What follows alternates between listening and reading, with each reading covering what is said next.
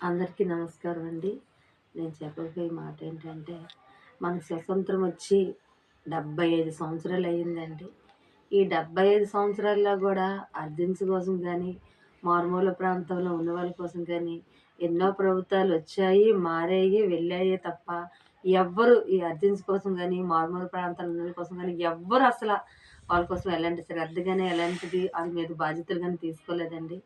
మన పవన్ కళ్యాణ్ గారు మాత్రం వచ్చి ఆయన ఎన్నికలకు రాకముందు ఏదైతే వాగ్దానం చేశారో, వచ్చిన తర్వాత గూడా దగ్గరుండి అవన్నీ వాళ్ళ పట్ల నెరవేరుస్తున్నారండి. 75 సంవత్సరాల స్వాతంత్రం వచ్చినా సరే చీకట్లో జీవించుతున్నారు. ఆ అర్జెన్స్ చీకట్లోనే ఆళ్ళు బతుకులు సాగిస్తున్నారు. అలాంటి ప్రాంతాలకి అసలు మనుషులు గూడా వెళ్ళలేని ప్రాంతాలకి అన్ని కిలోమీటర్లు నడిసి వెళ్ళి, ఎన్ని పోల్స్ పడతాయి, ఇక్కడ ఇన్ని ఇళ్ళు కరెంట్ లేదు అన్నీ కనుక్కొని దగ్గరుండి అధికారులతోని వెంటెంటనే మాట్లాడి ఆ గ్రామానికి కరెంట్ ఇప్పించారండి. వాళ్ళు ఎంతగానో మరి పవన్ కళ్యాణ్‌ని ఆ కార్యక్రమాలు చూసి మురిసిపోతున్నారండి. అదండి సాయం అంటే. అలాంటోళ్ళకి సాయం చేయాలండి. అలాంటి యూత్‌ని, అలాంటి చంటి బిడ్డల్ని, అలాంటి చీకట్లో బ్రతికిన వాళ్ళని వెలుతురులోకి తీసుకురావాలే తప్ప, వీళ్ళు ఏదేదేదో మాట్లాడేస్తున్నారు.